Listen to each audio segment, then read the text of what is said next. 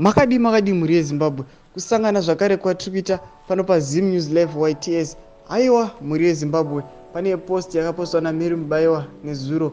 Aiwa iyi post vanhu vatoshamisa kuti asi bo here post iyi zviriko here izvi pakaipa. Vanhu vanenge vachingopembera vachifara asi vasingazivi kuti kune zvimwe zvinenge zvichitranspire zvichiitika behind the scenes. Pakaipa mhuri yeZimbabwe, post yashoka vanhu vazhinji. Saka kusangana zvakare kwatiri kuita pano paZim News Live YTS. Pano patinokupai maupdates ezvese zviri kuitika munyika yedu, munyika yeZimbabwe. Saka nawo first time yako kuona mavideo edu, ndokukurudzira kuti ubva walike pamwe nekusubscribe pachannel ino. Kana wagara ukasubscribe ndomukana ndokupa kuti ubva watena on the bell icon kuti urambe uchiona maupdates atinokupai pano paZim News Live YTS.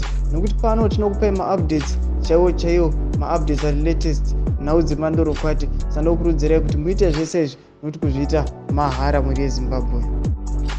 Haiwa mhuri yeZimbabwe, mazuva akapfuura, mazuva maviri kana zuva rimwe chete rakapfuura, takaona Chiwenga achipinda muwanano nemukadzi wake mutsva Colonel. Zvinhu zvakashamisa vanhu, pamwe chete nekunakidza vanhu, pamwe chete nekuvhundutsa vanhu, nekuti zvinhu zvanga vasina kana kumbotarisira asi zvakatoitika. Haiwa mhuri yeZimbabwe, asi mukuvhundutsa vanhu nekushamisa vanhu nekunakidza vanhu, muzuva ranhasi tabva tazoshokewa nepost yapostiwa naMary Mubayiwa. Haiwa iyi post yatovhundutsa vanhu kuti asi zviriko here izvi, vanhu vakadai so, hakuna vanhu vakaoma moyo zvekudai. Haiwa mhuri yeZimbabwe, Mary Mubayiwa auya paTwitter hendo, ndobva asvika ndobva arudunura nyaya akati, aiwa, women never advocated for my freedom and peace, nothing to do with fame and fortune and hate, jealousy and envy. If you take a closer look at this, Chiwenga was in a relationship with me throughout the subsistence of our marriage, and I was made to believe she was a Chinese student.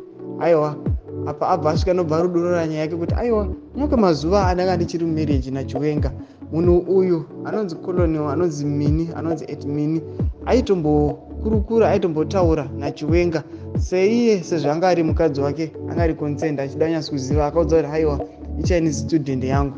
Saka ameno mhuri yeZimbabwe, ndo zvauya zvikataurwa, ndo nyaya yaMary Mubayiwa yakataura panapa achiti aiwa, apa vanhu vanga vagara vachitodanana kunyange ndanga ndiri mumarriage. Saka ameno mhuri yeZimbabwe, nyaya munoti kudii, mune muono upi, zviriko here izvi pakaipa mhuri yeZimbabwe? Saka ndokukurudzira kuti mupinde mucomment section medu motipa view yenyu, munyasi kutaura kuti pamusoro penyaya iyi bo here asi zvinenge zvichiitika, kuti aiwa vakune vanhu vachiri nemoyo wakadai so.